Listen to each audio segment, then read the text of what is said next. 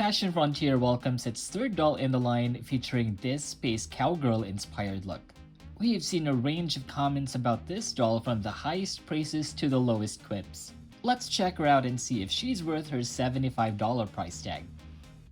The first Fashion Frontier doll was released in 2024 with the Carl face mold, followed by the second doll with the Nichelle face mold. This line features dolls and looks that combine the Wild West and cosmic realms, giving us these space cowgirl Barbies. Unfortunately, the first two have sold out on Mattel Creations, but seeing the third doll, I'm wondering if she would also be as successful as her sisters. This doll is in a teal colored box that's identical to the first two, except the first one is pink and the second one is violet. The front of the box has embossed prints of stars and planets, and below you could see Fashion Frontier and Barbie signature. All dolls in the line are prominently displayed with a space-themed background which could be used for taking pictures. The back has some description about the doll against a galaxy print which adds a nice touch to the packaging. Per the description, this Fashion Frontier doll also comes with a certificate of authenticity and a doll stand. This doll has the Dea face mold, same one they used for Fashionista 218, 232, and this Playline Mermaid. I've always liked the Dea face mold, but compared to the first two dolls in this line, she is the only one that looks plainline. It might have something to do with the fact that she's the only one with an open mouth smile, and that this is not specified to be a collector-sized head.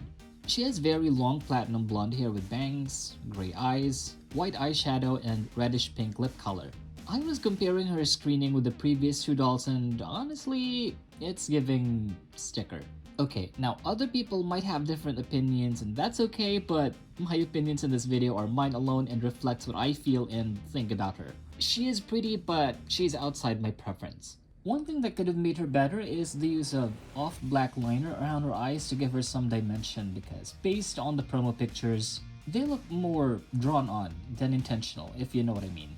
Compared to Carl and Nichelle, I feel like they could have given Dea more justice because this look had so much potential. All dolls in this line have a superhero body, which means they have most of the made-to-move articulation except those in the upper arms, torso, upper thighs, and ankles.